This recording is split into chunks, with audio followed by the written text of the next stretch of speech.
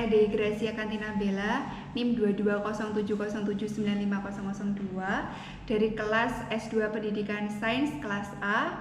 Saya akan presentasikan tentang alur-alur pembelajaran yang telah saya rancang sebelumnya, yakni tentang termokimia menggunakan model pembelajaran inquiry terbimbing dengan model Reddit yang menjahitkan antara konsep-konsep tentang kalorimeter, hukum Hess, dan energi ikatan, yang juga melatihkan keterampilan tentang thinking skill, yakni comparing atau membandingkan, associating atau menghubungkan. Lalu di social skillnya ada communication atau komunikasi. Nah, capaian pembelajaran yang kami sasar yakni menentukan nilai perubahan entalpi reaksi kimia berdasarkan data percobaan. Selamat menyaksikan.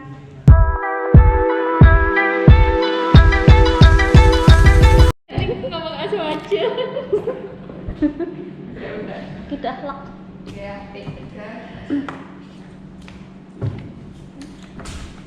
Ya, Assalamualaikum warahmatullahi wabarakatuh. Waalaikumsalam warahmatullahi wabarakatuh. Selamat siang anak-anak. Gimana kabarnya hari ini? Alhamdulillah sehat. Oke, sekarang kita belajar kimia ya. Sebelum pelajaran kimia ini bersama Bu Dewi, belajar apa tadi? Matematika, Bu. Oke, matematika dengan Pak Bagus ya. Gimana, asik belajar matematika? Ya, asik, Bu. Oke, sebelum kita mulai pembelajaran kimia pada siang hari ini, ada baiknya kita berdoa terlebih dahulu. Siapa ketua kelasnya? Saya Bu. Oke, silakan dipimpin untuk berdoa, Mas Afif. Teman-teman, sebelum memulai kegiatan pembelajaran, mari kita berdoa terlebih dahulu. Berdoa mulai. Selesai. Amin, terima kasih. Oke, saya absen dulu ya. Muhammad Afifuddin Armadani, Hadir Bu. Umi Lutfiah, Hadir, Bu. oke. Lailatul Badriah. Hadir, Bu. Oke, berarti semuanya sudah lengkap ya. Sudah. Oke. Kemarin kan di Google Classroom sudah saya share LKPD. Nah, hari ini materinya itu masih berkesinambungan dengan materi yang sudah kita pelajari kemarin di fisika. Kemarin di fisika kan belajar tentang energi.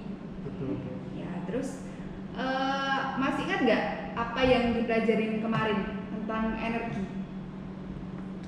Energi itu kekal, Bu. Ya, terus yang lain? Energi tidak dapat diciptakan, juga tidak dapat dimusnahkan. Oke. Terus? Hukum kekekalan energi Bu. Oke, itu ya yang dipelajarin kemarin, jadi benar tentang kekekalan energi. Terus energi itu tidak bisa dimusnahkan, tidak dapat juga diciptakan kan. Terus ya itu semuanya. Nanti untuk pelajaran kali ini itu berkesinambungan dengan pelajaran yang kemarin. Oke, kalau gitu hukum kekekalan energi ini siapa tokohnya? Iya, benar. Oke, kalau jenis-jenis energi ada yang masih ingat? Ada, Bu, saya. Iya. Ada apa Jadi aja? ada energi kimia, energi listrik, energi gerak, energi bunyi, energi cahaya. Ya, salah satu. Ayo. Energi panas. Oh iya, energi panas.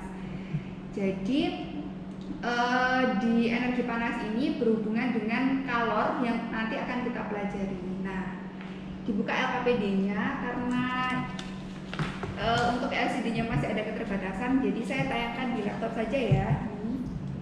Oke, jelas ya, ini LKPD yang sudah ada di Google Classroom. Nanti coba dibuka lagi di Google Classroom-nya masing-masing. Lalu di sini ada beberapa tahapan-tahapannya. Ada dua fenomena yang tersaji di sini. Yang pertama ini ada fenomena tentang api unggun. Terus yang kedua fenomena tentang es yang mencair. Nah, nanti tolong dibaca, dicermati. Terus di sini ada beberapa pertanyaan tentang rumusan masalah dan juga penyusunan hipotesis. Oke, tolong dibaca terlebih dahulu ya.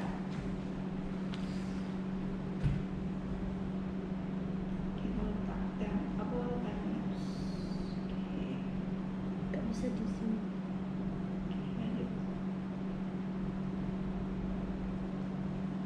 Oke, sebelum ke tahap-tahap selanjutnya kan tadi sudah dibaca ya tentang fenomena api unggun dan juga es yang mencair.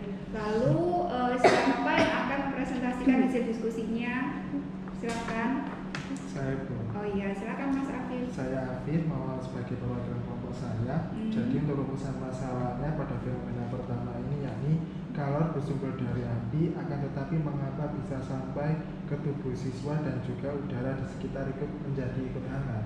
Ya, lalu Hipotesisnya adalah kalor di sini dapat berpindah, perpindahannya dari api unggun ke udara di sekitar siswa. Oke, Mas Afif kelompok 1 ya. Ya. Oke, dari yang lain apakah ada jawaban yang lain? Sama Bu. Sama ya, berarti sepakat ya dengan tadi yang dipaparkan oleh Mas Afif. Lalu sekarang pertanyaan yang tentang fenomena kedua. Coba siapa yang ingin presentasikan tentang fenomena kedua? Saya, Bu. Oke, Mbak Lairatul, silakan. Iya, saya Ratul sebagai perwakilan kelompok saya. Jadi menurut buku yang kami baca, ini merupakan contoh reaksi eksoterm, di mana sistemnya adalah api unggun dan lingkungannya adalah siswa yang mengelilingi api unggun. Lalu jenis sistemnya seperti yang sudah disinggung kemarin, termasuk sistem terbuka karena terjadi perpindahan materi dan energi kalornya.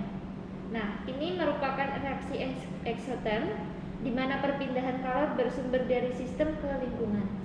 Oke, terus ada jawaban yang lain selain jawabannya Mbak Lairatul? Kurang lebih sama. Oh iya.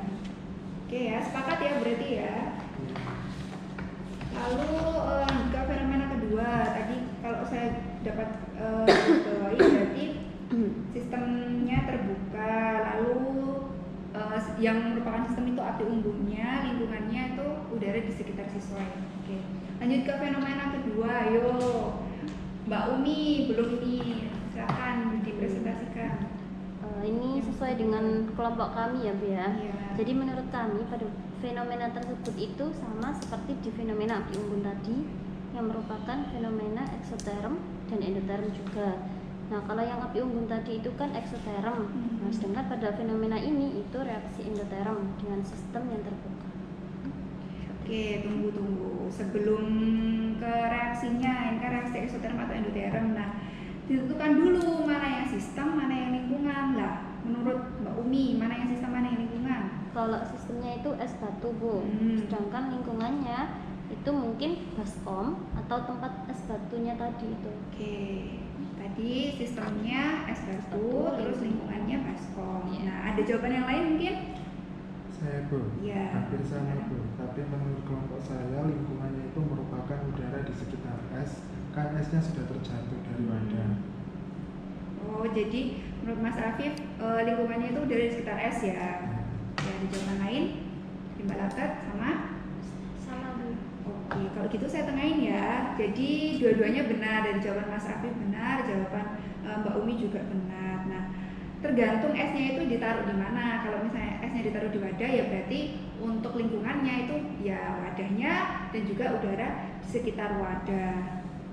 Nah, nanti coba di rumah coba percobaan sedikit. Jadi siapkan es batu, terus coba kalian tangannya itu didekatkan ke es batu, tapi jangan sampai nyentuh aja, didekatkan aja. Coba dirasakan dingin enggak. Nah, itu kan udara di sekitar es batu. Seperti itu. Oke, sampai sini ada yang belum jelas atau mau yang ditanyakan lagi? Sudah jelas Bu. Oke, sekarang saya coba ini yang menggarisbawahi lagi tentang tadi konsep-konsep yang sudah kalian diskusikan. Kan tadi ada dua reaksi, ada exo, ada endo. Ini tak time slide. Terus ada sistem. Di sini juga ada sistem. Nah, kalau exo tadi arah kalornya dari mana ke mana? Ke lingkungan. Berarti arahnya gimana Mas Afif? Arah panahnya keluar apa ke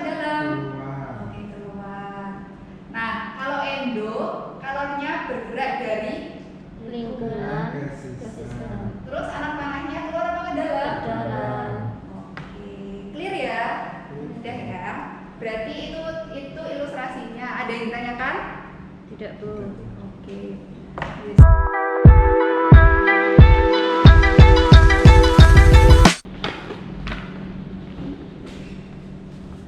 Oke, kita melanjutkan pertemuan yang selanjutnya ya. Kan kemarin kita membahas jenis-jenis sistem. Ada sistem terbuka, tertutup, dan terisolasi. Oke. Terus kemarin juga sudah belajar tentang penentuan reaksi. Ada reaksi eksoterm, ada Endoterm. Nah, terus juga melalui identifikasi, ada identifikasi sistem dan Lingkungan. Oke. Kan kemarin sudah saya unggah video yang di Google Classroom, apakah sudah dicermati? Sudah, Bu. Nah, di situ kan ada percobaan tentang kalorimeter. Ada yang ingat? Dihubungkan dengan konsep yang kemarin, kalorimeter ini termasuk sistem yang mana? Saya Bu. Ya, Mas Afif. Kalorimeter ini merupakan alat dengan sistem terisolasi yang terdiri dari dua bejana dengan kalor jenis yang diketahui dan terpisahkan oleh isolator, batang pengadu yang terbuat dari aluminium atau lembaga, serta termometer untuk mengukur suhu. Oke, bagus sekali. Terima kasih Mas Afif. Nah, coba dilihat dulu di pertanyaan-pertanyaan yang ada di LKPD bagian 2. Nah, ini kan nanti ada praktikumnya. Terus, nah ini pertanyaan-pertanyaannya. Kemudian untuk menjawab pertanyaan ini, kita harus melaksanakan praktikum terlebih dahulu. Praktikumnya menggunakan kalorimeter. Nah, kemarin dari video yang saya share itu kan sudah ada ya tata caranya gimana simulasi untuk praktikumnya, terus apa-apa saja yang harus disiapkan, dan juga di LKPD ini kan juga sudah tertera, jadi nyambung antara video dan juga LKPD-nya. Lalu coba salah satu saja perwakilan sampaikan apa yang sudah kalian dapat setelah membaca LKPD dan juga melihat videonya. Saya Bu. Iya. Jadi di praktikum ini ada dua tujuan. Ya. Yang tujuan pertama yaitu penentuan tetapan kalorimeter, dan yang kedua penentuan perubahan entalpi atau delta H reaksinya. Untuk alur penentuan tetapan kalorimeter, yang pertama masukkan 25 mili aquades ke dalam kalorimeter dan catat suhunya. Ini nanti menjadi T1. Lalu yang kedua, panaskan 25 mili aquades yang lain sampai suhunya naik menjadi 40 derajat Celcius. Kemudian ini dicatat sebagai T2. Masukkan ke dalam kalorimeter, lalu aduk larutan dalam kalorimeter sampai suhu konstan dan catat suhunya sebagai T3. Oke, bagus sekali. Lalu itu kan tadi ada tujuan, terus alur untuk yang pertama. Lalu tolong kelompok lain sampaikan alur yang kedua yang tentang penentuan perubahan entalpinya. Saya Oh iya, ada satu, silakan. alur untuk penentuan perubahan entalpi yang pertama memasukkan 50 ml larutan HCl1N ke dalam kalorimeter dan mencatat suhunya sebagai T1. Kemudian mengambil 50 ml larutan NaOH1M dan mengatur sehingga suhunya atau T2 sama dengan suhu larutan HCl1M dalam kalorimeter. Kemudian mencampurkan kedua larutan tersebut dalam kalorimeter dan mengaduk sampai suhu konstan. Yang terakhir mencatat suhu konstan dari campuran tersebut sebagai T3. Oke, baik. Oke, tadi sudah disampaikan ya dua itu. Jadi kalau sudah clear gini, Bude senang. Jadi berarti kan kalian sudah menyimak dengan baik videonya, juga membaca LKPD-nya gitu. Jadi asumsinya sudah siap lah melaksanakan praktikum. Jadi nanti sebelum kita pindah ke laboratorium, tolong pakai dulu K3-nya, prinsip K3-nya pakai jas lab, terus pakai sepatu, terus juga jangan lupa pakai sarung tangan, dan semuanya itu dipersiapkan sebelum masuk ke laboratorium. Jadi nanti kalau udah masuk ke laboratorium sudah harus siap ya, bukan yang ngebenerin di dalam laboratorium sudah nggak ada lagi ya. Oke, ada yang ingin ditanyakan sebelum kita pindah? Saya Bu. Iya. Jadi ini nanti harus dihitung sama dianalisis juga apa cuman tabel-tabel aja Bu nanti yang dicantumkan? Oh iya, jadi harus semua. Jadi kita bekerjanya sesuai dengan LKPD-nya. Jadi di sini kan melaksanakan praktikum, kemudian nanti dicatat hasil-hasil praktikumnya kan sudah ada tabelnya. Jadi nanti tinggal ngisi tabelnya aja, kemudian analisisnya nanti di bawahnya gitu ya, Mbak Umi. Namanya. Jadi sekarang mari kita pindah ke laboratorium. Disiapkan semua alatnya anak-anak.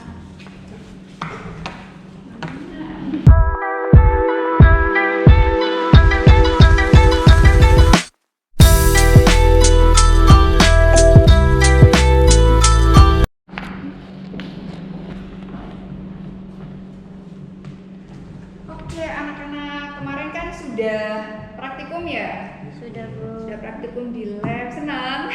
Senang. Ini yang gaya belajarnya kinestetik ini pasti senang nih kalau diajak ke laboratorium. Oke, itu saya cek dulu ya apa yang kalian dapat di praktikum kemarin tentang kalorimeter. Ayo coba disampaikan apa yang kalian dapat ya, Mas Afif. Mengenai penentuan tetapan kalorimeter, dan yang kedua adalah penentuan perubahan entalpi atau delta H reaksi itu.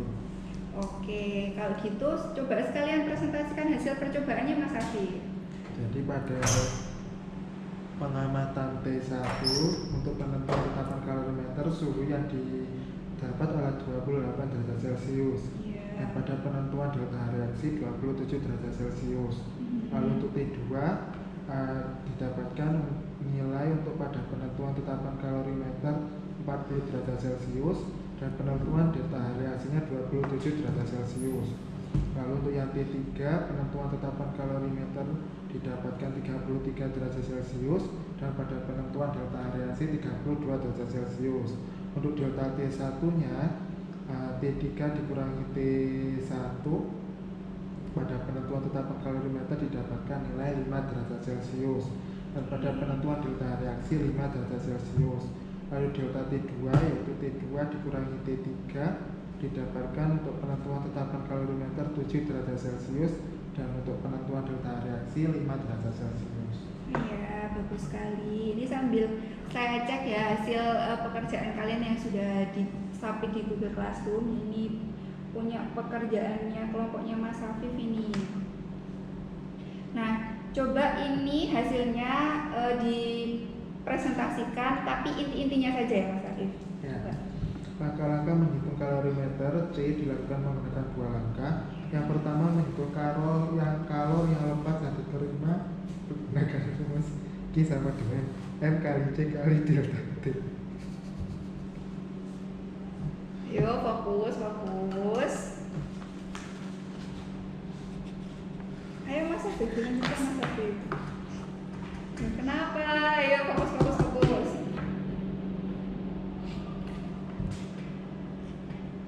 Yang sampai mana tadi? Ya. Langkah yang pertama menghitung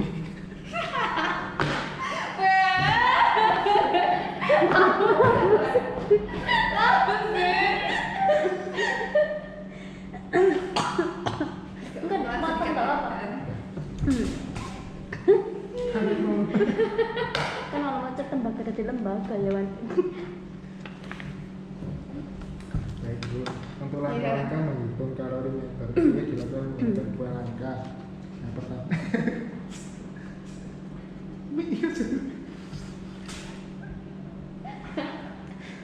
Film bus lantai sumpah. langkah-langkah menghitung kalorimeter C dilakukan menggunakan dua langkah. Yang pertama menghitung kalori yang dilepas dan diterima menggunakan rumus Q sama dengan M kali C kali delta T. Lalu didapatkan hasil Q air dingin sama dengan 525 Joule, Q air panas 735 Joule. Lalu kalau sudah didapatkan Q lepas yang diterima lalu dimasukkan ke rumus Q2 sama dengan Q3 sama dengan Q2 min Q1 atau sama dengan 735 dikurangi 525 dan didapatkan 210 Joule. Jadi jumlah kalori yang diserap sebanyak 210 Joule. Lalu kemudian itu dimasukkan ke rumus tetapan kalorimeter yang diperoleh C sama dengan Q3 per delta T1 sama dengan 210 per 5 sama dengan 42 Joule per derajat Celcius. Oke, ini sambil saya cek pekerjaan kelompok-kelompok lain. Sebenarnya kurang lebih sama. Terus kan tadi Mas Afif mempresentasikan tentang hasil pengukurannya ya di kalorimeter. Saya mengerti bahwa ada beberapa faktor yang sehingga kalian dalam pengukuran itu pasti angkanya kan berbeda-beda. Kan tetapi tadi setelah saya cek kurang lebih hampir sama lah sama dengan pekerjaannya Mas Afif. Terus saya juga menghargai kejujuran kalian tentang data-data percobaan yang telah kalian peroleh kemarin. Nah, di situ juga saya sudah tambahkan beberapa komentar. Nanti tolong dicek lagi Google Classroom-nya. Di situ saya kasih beberapa komentar. Jadi nanti direfleksikan kembali komentar-komentar dari saya. Kemudian juga bisa dapat feedback. Juga kalian bisa memberikan feedback di situ. Nanti akan saya cek juga. Dan juga untuk kelompok lain juga boleh menanggapi pekerjaan teman-temannya. Oke? Baik, Bu.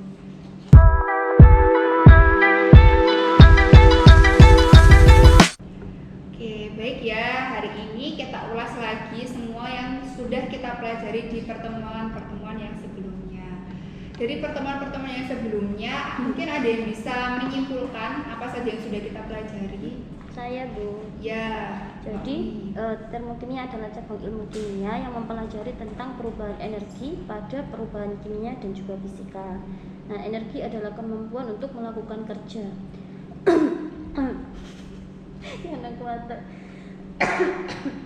Iya, balik tadi. Enggak apa-apa. Energi tidak dapat diciptakan, juga tidak dapat dimusnahkan. Tapi energi itu bisa berubah dari bentuk yang satu ke bentuk yang lain. Di termokimia terdapat dua jenis reaksi, ada reaksi eksoterm dan endoterm. Contoh reaksi eksoterm kemarin ada api unggun, sedangkan yang endoterm kemarin ada es batu yang mencair. Penentuan jenis reaksi tersebut sebelumnya melalui penentuan sistem dan juga lingkungan. Jadi jenis sistem itu ada tiga, yaitu sistem tertutup, terbuka, dan juga terisolasi. Pada contoh sistem tertutup itu ada kalorimeter yang kemarin sudah dilakukan praktikum mengenai penentuan perubahan entalpi reaksi. Oke, ada lagi yang lain? Sudah.